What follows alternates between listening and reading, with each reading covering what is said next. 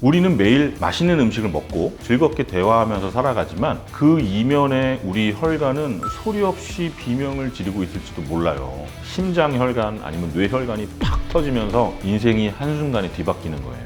고기 안 먹으면 되겠지. 계란 노른자만 빼면 되는 거 아니야? 라는 단순한 접근으로는 좀 부족해요. 여러분의 혈관을 깨끗하게 청소해줄 인생 식단 가이드 알아보겠습니다.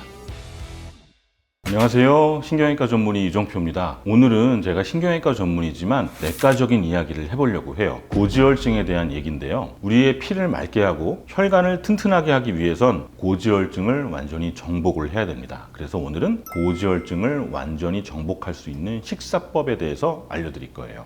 왜 우리는 고지혈증에 주목해야 하는가? 우리는 매일 맛있는 음식을 먹고 즐겁게 대화하면서 살아가지만 그 이면에 우리 혈관은 소리 없이 비명을 지르고 있을지도 몰라요. 그 비명의 이름이 바로 고지혈증입니다. 혈액 속에 나쁜 LDL 콜레스테롤하고 중성지방이 정상보다 높아진 상태를 고지혈증이라고 말을 해요. 이 수치가 좀 높은 게 어때서? 당장 아픈 것도 아닌데 한 번 약을 먹으면 평생 먹어야 되는데 나 그냥 약 안 먹고 버틸래.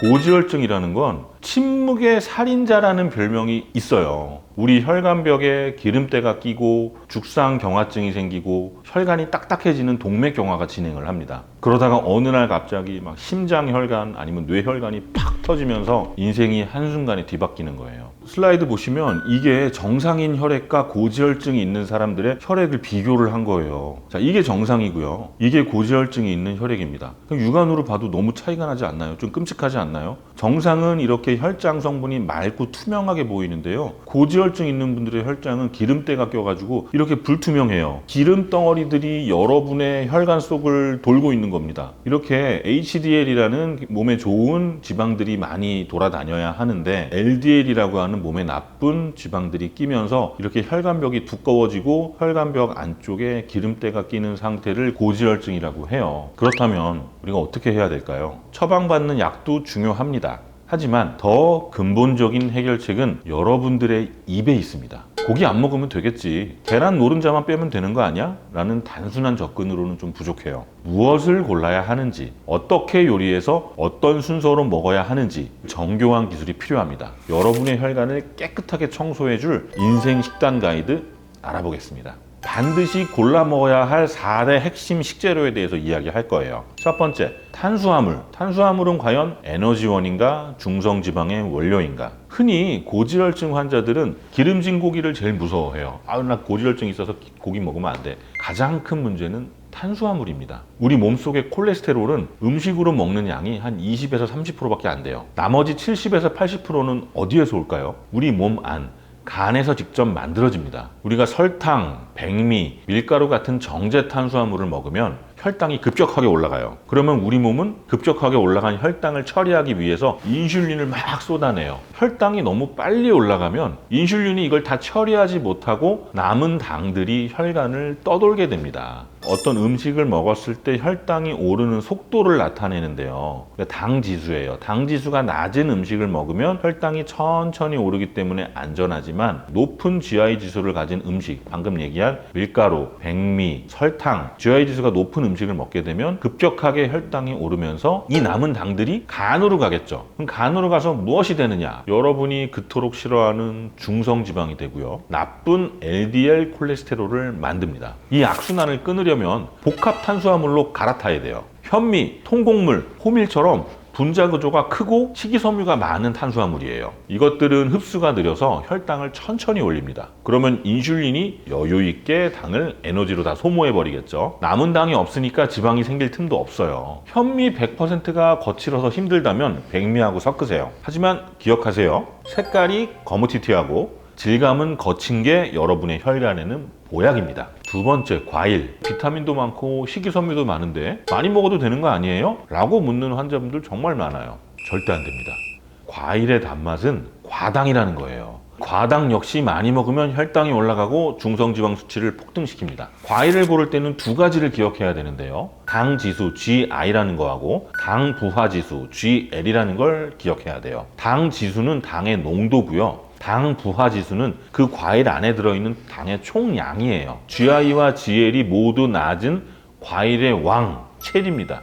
체리는 하루 20알 정도 드셔도 괜찮아요. 대신에 주스나 말린 체리는 피해야 됩니다. 반대로 망고처럼 말랑말랑하고 아주 달콤한 과일은요, 고지혈증 환자에게는 당분 폭탄과 같습니다. GI 지수라는 거는 탄수화물 50g을 섭취했을 때 혈당이 얼마나 빨리 올라가느냐를 나타내는 거고요. GL, 글라이세믹 로드라는 거는 실제 혈당 영향도를 더 잘 반영을 해요. 사실 GI보다는 GL이 더 중요해요. 자주 먹는 과일에 GI와 GL을 비교해보면 사과 많이 먹죠? 사과는 GI가 36, GL이 6이에요. 당 지수가 GI가 55 이하면 낮은 거라 그랬잖아요. 그러니까 사과도 괜찮은 거예요. 배도 괜찮은 편이고 체리가 굉장히 좋죠. GI는 22, GL은 3. 딸기도 굉장히 좋아요. 딸기도 40이고 GL이 1이에요. 1. 딸기도 하루에 10개 이상 드셔도 괜찮아요. 그런데 바나나를 보면 바나나를 드실 때 기술이 필요해요. 노랗게 잘 익은 완숙된 바나나는 너무 색깔도 노랗게 예쁘고 맛있잖아요. 당이 되게 높아요.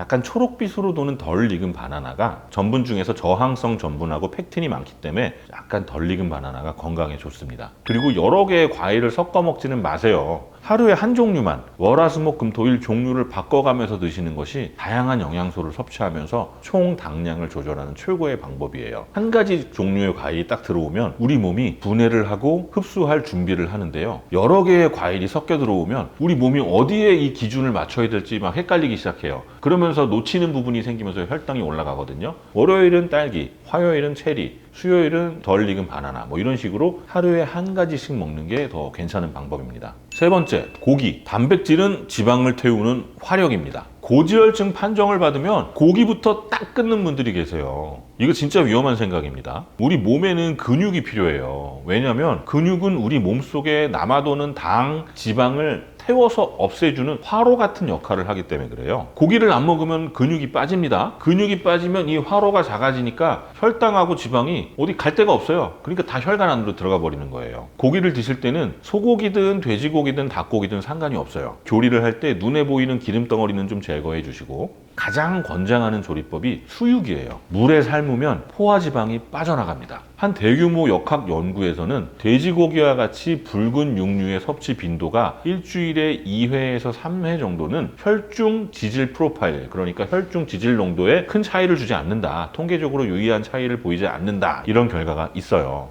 난 고기를 별로 안 좋아해, 소화가 잘 안 돼, 이렇다면 두부 아니면 삶은 계란 같은 걸로 반드시 단백질을 보충을 해줘야 여러분의 지방 연속 화로인 근육을 지킬 수가 있습니다. 네 번째, 지방이에요. 지금 고지혈증인데 지방을 먹으라고요? 맞습니다. 지방으로 지방을 제거하는 거예요. 우리 몸에는 HDL이라는 착한 콜레스테롤이 있어요. LDL이 몸에 나쁜 지방이라 그랬죠. HDL은 이 나쁜 지방들을 들고 몸 밖으로 배출하는 역할을 합니다. 이런 HDL인 청소부를 활성화하는 게 바로 오메가3 지방산이에요. 등푸른 생선, 견과류, 아보카도 오일, 올리브유 같은 게 대표적입니다. 엑스트라 버진 올리브유를 매일 한 스푼씩 샐러드에 곁들여서 드시는 걸 강력히 추천합니다. 단, 올리브유는 발연점이 낮아서 튀김용으로 쓰면 오히려 트랜스 지방으로 변할 수 있으니까 꼭 생으로 드시는 걸 추천해요. 주의할 점은 우리가 흔히 쓰는 참기름이나 콩기름입니다. 여기에는 오메가6가 많은데요. 우리 현대인들은 이미 오메가6를 너무 많이 먹고 있어요. 오메가6가 과다하면 몸에 염증이 잘 생겨요. 오메가6를 줄이고 오메가3가 풍부한 식단을 짜보시기 바랍니다. 자, 이제 무엇을 먹을지 골랐으면 어떻게 먹어야 하는지 그 기술을 배워볼 차례인데요. 요리할 때,